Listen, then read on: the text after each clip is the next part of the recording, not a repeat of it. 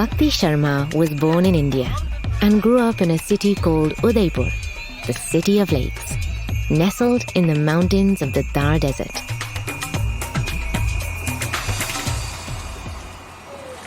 Bhakti's mother, Leena Sharma, loved to swim. That might not sound so unusual to you, but in India, especially in the desert climate where they lived, swimming wasn't a popular sport. It was even more unusual for girls to be swimmers. Girls were expected to dress modestly and often swam in their clothes rather than in bathing suits. Leena swam throughout college and trained with great coaches. Her family thought it was a strange hobby, but Leena didn't care. And once she had kids, she hoped they would inherit her love of the water. When Bhakti was 2 years old, Leena put her right into the deep end of a swimming pool and helped her learn to float. Bhakti was a natural from day one. Just like her mother, she loved to swim. As she grew older, Leena was amazed to find that Bhakti could swim for hours at a time. The two swam together whenever they could, and with Leena as her coach, Bhakti began to train for swimming competitions. Pretty soon, she wasn't just finishing the races, she was winning them. By the time Bhakti was 14, she was competing at a national level against the best swimmers in all of India. One day, during practice, while Leena was admiring Bhakti's incredible endurance, Leena had an idea. She'd had a coach, a long time ago, who had swam across the English Channel. It was something Leena had always wanted to try.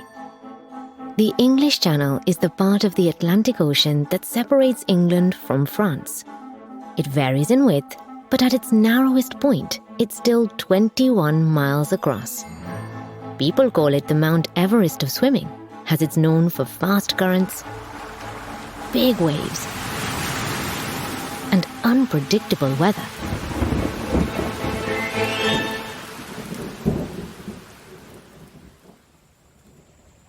There's an open water swim people have done, Leena said, swimming across the English Channel. Would you like to try something like that?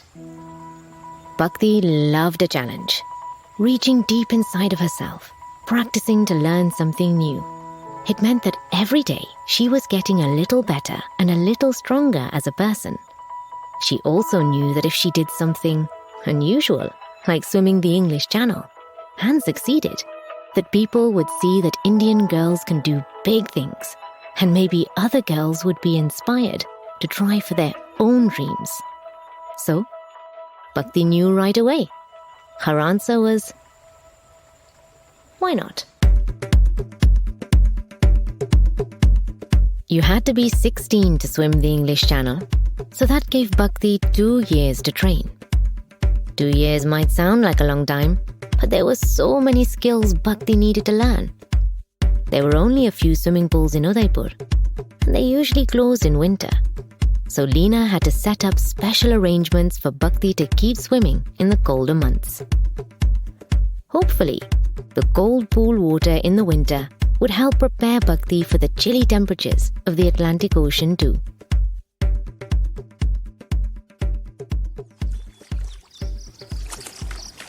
Bhakti and Leena started practicing 3 to 4 hours a day. And sometimes, when all her friends and family were tucked into their warm beds, they'd go back out and swim at night so that the water would be even colder and she could practice in the dark. They even practiced in the murky waters of the Arabian Sea, the first time she ever swam in an ocean. A month before the big day, Bhakti and Leena traveled to London, England, so Bhakti could swim every day for 4 hours at a time in the cold Atlantic water. 4 hours was a long time to swim in the ocean, and her body was always tired by the end. But swimming across the channel would take double or even triple that amount of time.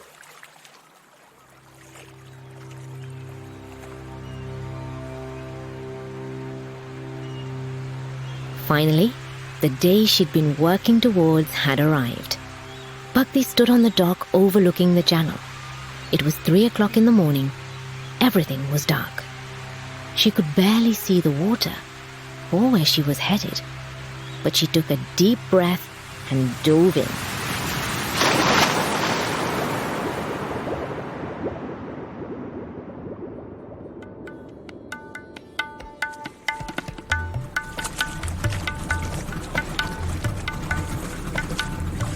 Leena rowed in a small boat alongside her and planned to stay close by, with snacks and water at the ready. The first few hours felt like any other practice. Bhakti had prepared for this.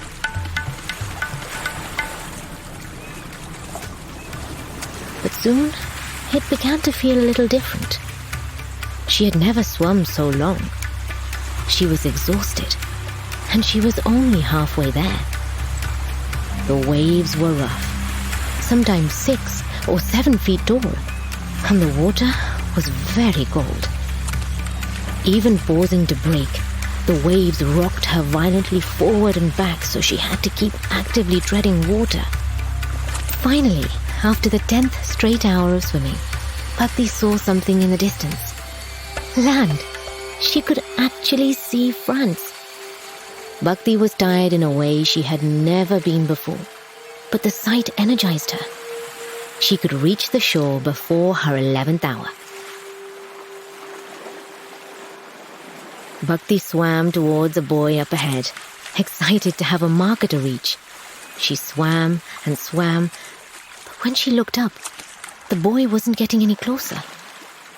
She didn't understand, but she kept going.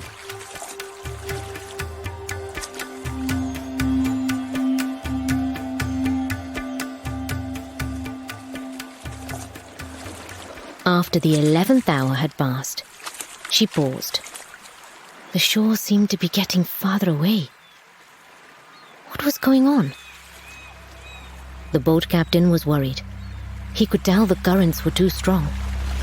They were pulling Bhakti in the wrong direction. "She's just 16 years old. We have to take her out," he shouted. Leena told her daughter it was up to her, so Bhakti chose to keep going. She swam for another hour, but again, she made no progress. The captain was getting louder, insisting she had to get out of the water. Bhakti looked up at her mom. They had been training together for 2 years, and Leena had done everything she could to help make Bhakti's dream come true. At this point, she'd been swimming for over 12 hours, and she wasn't going to let someone else decide when it was time for her to give up. The current was strong. She'd just have to be stronger. Bhakti swam at double speed, in a sprint, as hard as she could for over another hour. Her body moved like clockwork, like her arms and legs belonged to someone else. A swimming machine that never got tired.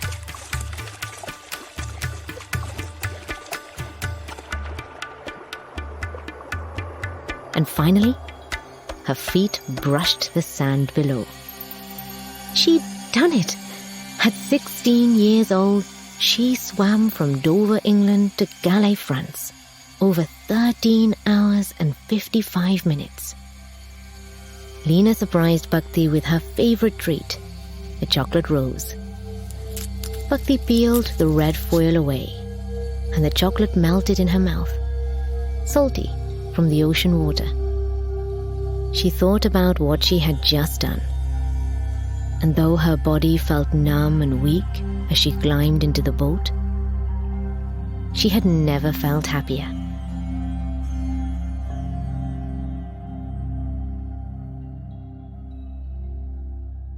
Bhakti accomplished something truly amazing that day.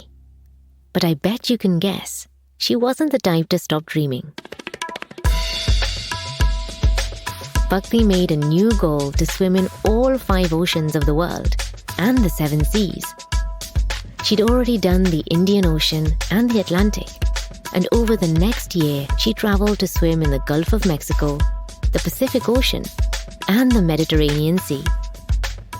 In 2008, a friend asked her to swim the English Channel again as part of a relay. But they'd need a third team member, and Bhakti knew just who to ask. There was one person who'd been training with her, day in and day out, for all of her life. Leena, her mother. At first, Leena hesitated, but Bhakti insisted. Swimming the channel had once been Leena's dream, and Bhakti knew there would never be a better time for her to try. So Leena started training right alongside Bhakti and her friend. And guess what? They became the first mother-daughter duo to ever swim across the English Channel. After that, Bhakti traveled to swim in the Arctic and Antarctic Oceans, the two coldest oceans in the world. The waters there could dip to below freezing. Bhakti worried she wasn't prepared for the icy temperatures, but Leena had an idea. She set up a plastic pool at their home and went from store to store, buying up all the ice she could find. She filled the pool with 20 tons of ice, and for 10 days straight, Bhakti swam in the icy water for hours at a time.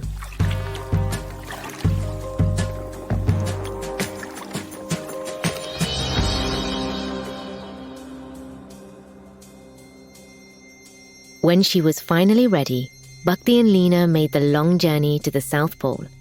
They headed out in a boat where Bhakti planned to jump into the icy waters. Everywhere around her, all she could see was ice.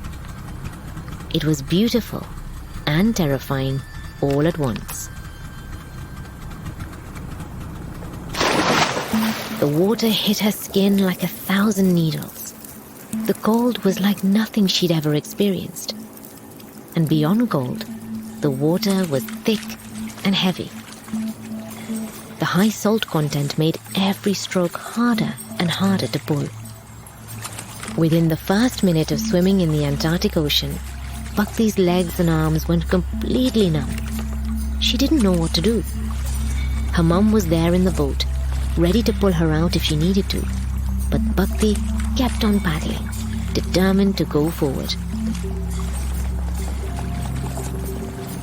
Just when she was about to signal for help, her little black and white penguin slid right underneath her belly, popped up on the other side, and then swam alongside her in the dark waters.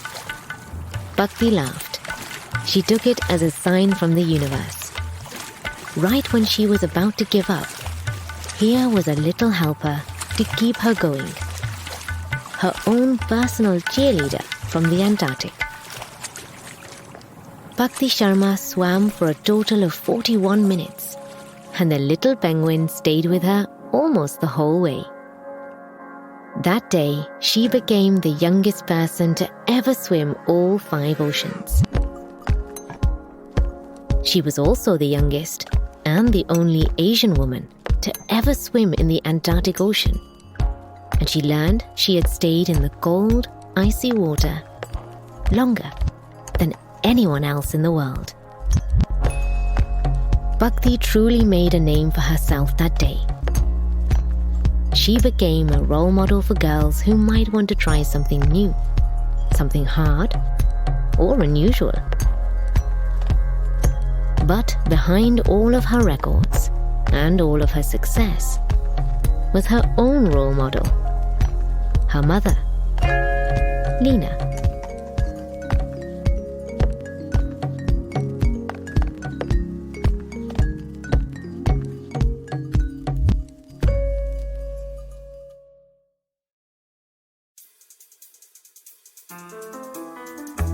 This podcast is a production of Rebel Girls.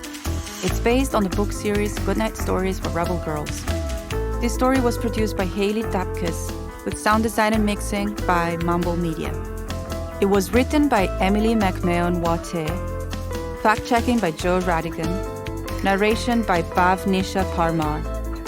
Original theme music was composed and performed by Elettra Bargiacchi. Thank you to the whole Rebel Girls team who make this podcast possible. Stay Rebel!